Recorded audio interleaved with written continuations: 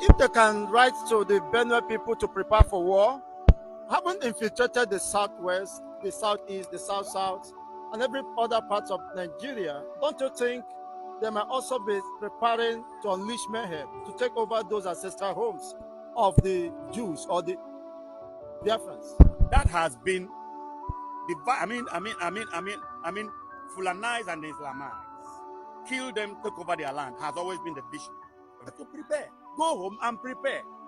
As you're walking on the street, you are not safe. As long as the Fulani is here, you are not safe. The Fulani can do anything. They can kill anybody. Killing human being is nothing to them. And would the educated Fulanis tell me they don't know? They know. All these uneducated people that kill people, and they know. Because all of them believe in the vision of Usman Dan Fodio, Fulanis and Islamites. Ladies and gentlemen, if you are a Nigerian, please, this is one video you must sit down, pay close attention, listen to it to the end. This man has described the current state of Nigeria, where Nigerian leaders have put us, where they've put us, where they've, the danger they've exposed us to. If you are in a hurry, save the video. Before you watch it, please give it a thumbs up. Please share. Nigeria has been positioned in a way that foreign Fulanis will come to your own place and take over. Not that they will come, they are already positioned there.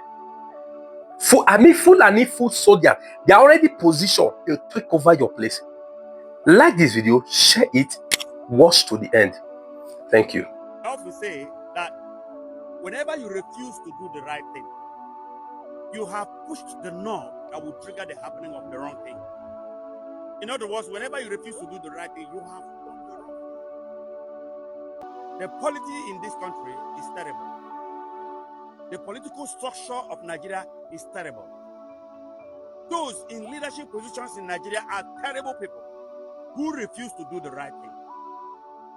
How can Fulani, a group of people from the Sahel, who migrated into this geographical sphere that is called Nigeria, now give an indigenous people ultimatum to vacate their land, that they, Sahelians, may take possession of that land?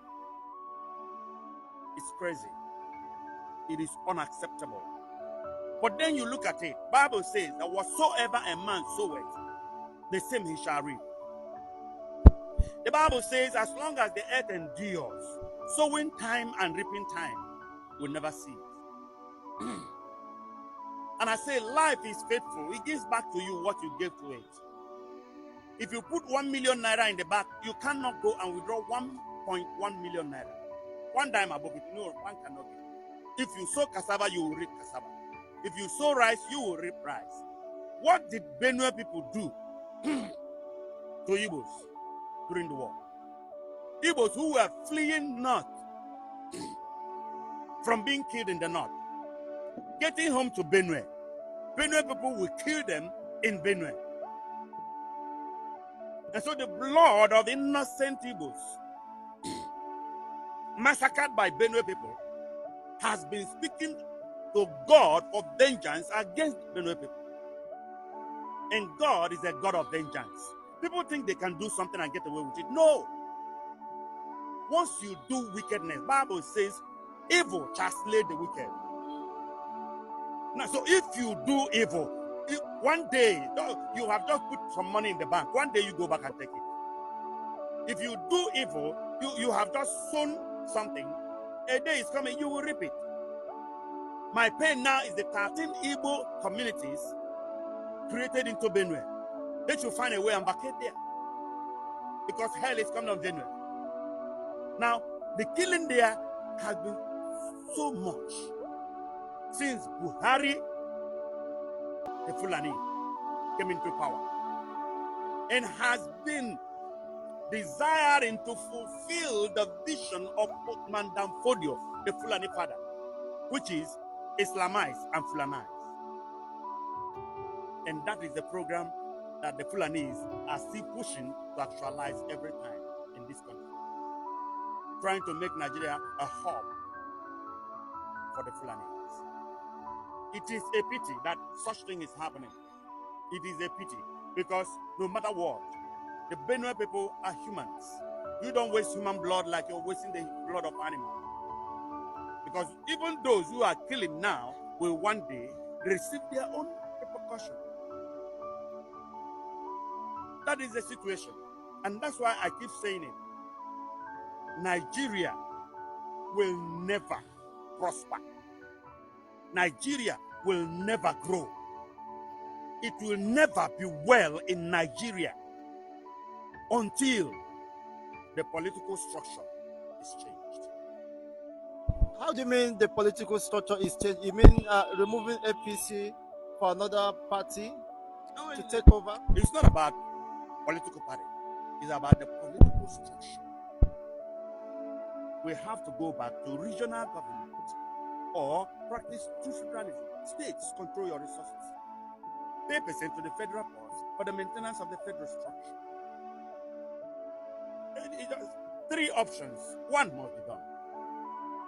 Through federalism, where states control their resources and pay percent to the federal cost for the maintenance of the federal structure. Or we go back to regional government where regions were controlling their life and what they have and they were just contributing to the center. Or we go back to who we were before Britain came here and amalgamated us in 1914. East was independent, South was independent, West was independent, and North was independent. We break the nation. I have three republics: Republic of Biafra, Republic of Oduduwa, and Republic of Arewa. This is the solution. Because the way Nigeria is constituted, it is a no man's land. It is a no man's business. The Yoruba man gets there, it is not his business.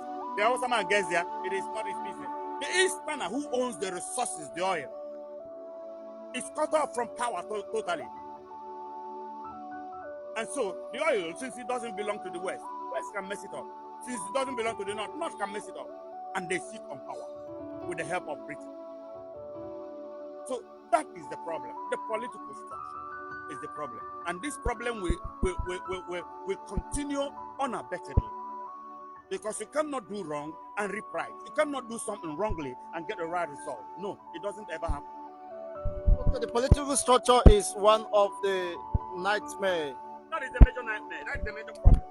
That is the problem that creates other problems. Now, is there any political will on the part of those within the corridor of power to set things right? They don't. No such way. Which means all hope is lost. The way Nigeria is porous, politically and security-wise. Nigeria is very porous. They made it so.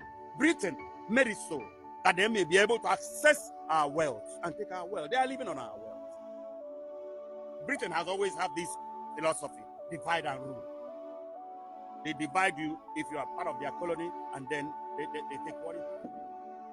They wanted to do that to USA. USA said no. You have to send them away, and that's why USA is USA today. And that's why the world can go to USA and see it as a comfortable habitat. So Nigeria, the way it is absolutely porous. It belongs to nobody. If they can write to the Benue people to prepare for war, haven't infiltrated the southwest, the southeast, the south, and every other part of Nigeria, don't you think they might also be preparing to unleash mayhem, to take over those ancestral homes of the Jews or the Biafrans? That has been divided. I mean, Fulanis and the Islamites. Kill them, take over their land has always been the vision of the Fulanis, and we know. And we have seen the handwriting on the wall. The other day, I heard that the Director General of DSS said that indigenous people, should prepare to defend themselves. Self-defense is the right of every human being. You understand? And it is obvious that Fulanis want to take over everywhere. Therefore, you have to prepare. So why are people still docile? Why are people still unperturbed? That is Nigerians for you. Classes are there. suffering and smiling. You understand me? The handwriting is clear on the wall that something big is about to happen. And that those who are not prepared will be swept off. I pity any community in the East among Igbos that are not prepared. Nnamdi gave us a very good security outfit that any enemy will see and shudder. Our people in Igbo land, the governors, the politicians fought against that. And are coming out with all manner of security, whatever. Which has failed and failed to protect the people. Those things are bound to fail because they are not original. They don't have a strong taproot. There is no security outfit in the history of Igbo land that can be as strong as the Bakassi boys and as ESN. No. You understand? So, as it stands, only a fool among the Igbos will not know that Igbos are targets. Only a fool amongst us will not know that. We have been here all this while, and we know, and we have seen it happen over and again. We have been the target. And thank God for our Jewish heritage, which is keeping us, which is the covenant that we have, that Elohim Israel has with his people. We cannot be annihilated. But we keep losing people. They keep killing us in every part of this nation. Now look at the Yorubas. Amotekun is improving every day. The Yoruba governors apparently drowned the Amotekun idea and are even making them more sophisticated. And despite that, there have been series of attacks within the Southwest. Yeah, there will be attack. The enemy will always and communities overrun. The enemy will always attack. But that is also the political thing. The political will, because the politicians that we have are not leaders. They are career politicians. And so in every situation, they think about their political career. They protect their political career first. And that gives the enemy the opportunity to strike. You understand? So you see that among the Southwest politicians and that security outfit, but what's hit is the East, is Igbo. You understand? And so Igbos should understand that the enemy is at the door. That the enemy is at the door. Every family, every man in Igbo land, every community, that every village that is not prepared will be swept off. Mark my word. Because the enemy that we are fighting is very strong.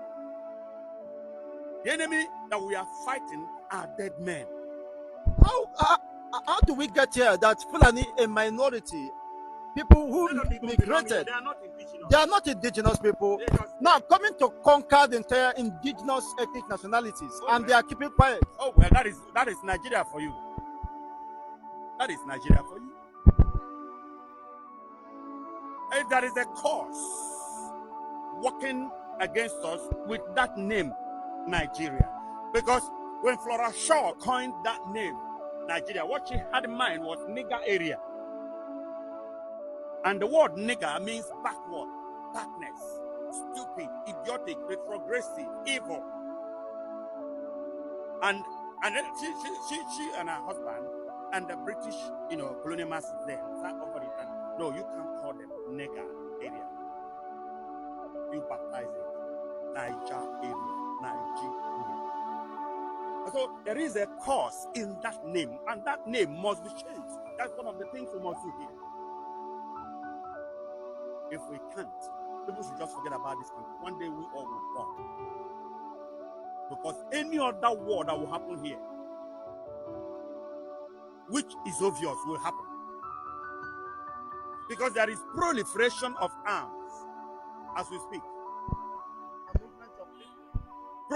Arms are being proliferated. People are one arrested Boko Haram member said when he was asked of how they got guns, He said in the north, it is easier to buy a gun than to buy a loaf of bread. So there is serious proliferation of arms. And now that the Director General of DSS has made it obviously open, he said so because he's a Yoruba man. If he was an Hausa man, he wouldn't say it. Maybe he has some classical information Yes, that anybody the security personnel has been overwhelmed. Anybody there know what is happening. They know the truth. Do we have security? Do you know how many soldiers have been killed since 2015 or more or before that? We don't have soldiers anymore. A lot have died. Policemen have died. Forcemen have died. So the security system is very weak. You give them money to buy arms and they divert the money. And our forcemen are using outdated arms. And these people are using modern electric arms. And you think you can stand with them? Nigeria is porous as far as security is concerned. We don't have security. We are not safe. The government in Nigeria has collapsed, has failed. It has got to be you and your enemy. You have got to prepare. You have got to defend yourself. It has got to be you and your enemy. You and your God helping you. Because this nation has failed. Look at it from everywhere. Cancer has eaten up Nigeria. Spiritual cancer, financial, political cancer. So, everyone has got to prepare. Go home and prepare. As you're walking on the street, you're not safe. As long as the Fulani is here, you are not safe. The Fulani can do anything. They can kill anybody. Killing human being is nothing to them. And would the educated Fulanis tell me they don't know? They know. All these uneducated people that kill people, and they know. Because all of them believe in the vision of Osman Danfodio. Fulanize and Islamize. Wipe them out and take their land and habit there. All those hunters you see that were going, the ones that they killed in Edo State.